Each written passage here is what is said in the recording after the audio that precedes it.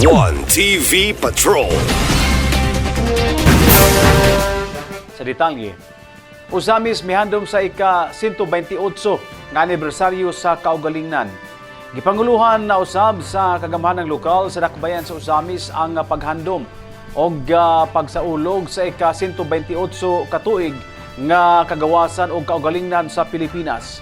Hunyo 12 sa buntag, usa ka seremonya ang hiniusang gisaksihan sa mga city official, mga empleyado, nasyonal nga mga ahensya o mga nagkadiyang sektor sa makasasiyanong lugar sa syudad ang Prospera Park kudiin ana nakabarug ang bantayog sa nasudnong bayan ni Dr. Jose P. Rizal. Gihimo ang paghalad og bulak alang sa mga Pilipinohon nga mibuhis og kinabuhi maangkon lang og makabuot ang kagawasan. Sayang mensahe gipahinumdom ni Usami City Mayor Sam Norman Go Fuentes nga ang hagit nga gisagubang karon sa matag usa dili na literal nga sundang og pusil aron pagbuntog sa madaog-daogon apan pagbuntog sa kapobrehon. Gitamdan sa mayor ang kabiling mensahe sa pambansang bayani nga way laing paagi nga mahuas sa kalisod ang mga Pilipinhon maulang ang edukasyon. Ang pagkabuot sa kalinaw o kalambuan dili lang responsibilidad sa mga opisyal sa gobyerno apan tulumanon sa matag usa pinagi sa pagtinabangay o panaghiusa. Sa pagdiriwang na ito, naway mas lalo nating pagbigyan ang ating pagkakaisa bilang isang Pilipino. Patuloy tayo magtutulungan tungo sa isang kinabukasan mas progreso, mapayapa at may pantay na pagkakataon para sa lahat.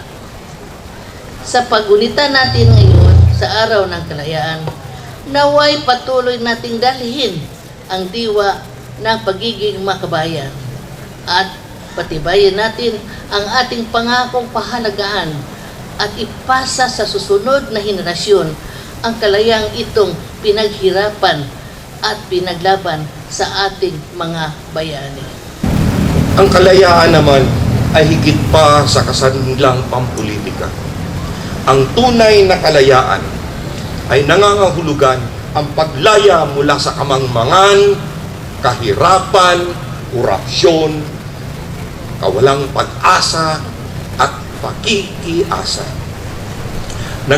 Nangangahulugan nito ng pagkaroon ng tapang na mag-isip na mapanuri, lumahok na may pananagutan at mag-ambag ng makabubuluhan sa lipunan. Naway mag-iral muli ang alab ng puso at panibaguhin tayo sa araw na ito. Magbago ang ating panalig sa bayan, magbigay inspirasyon sa atin na magtulungan at magpapatatag sa ating pagtayo sa mas mabuting Pilipinas para sa darating na salinlahi. Kalayaan, kinabukasan, kasaysayan.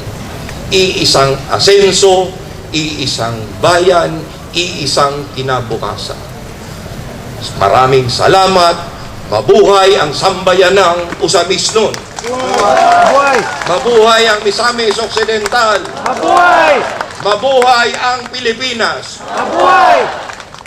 One TV Patrol. One TV Patrol.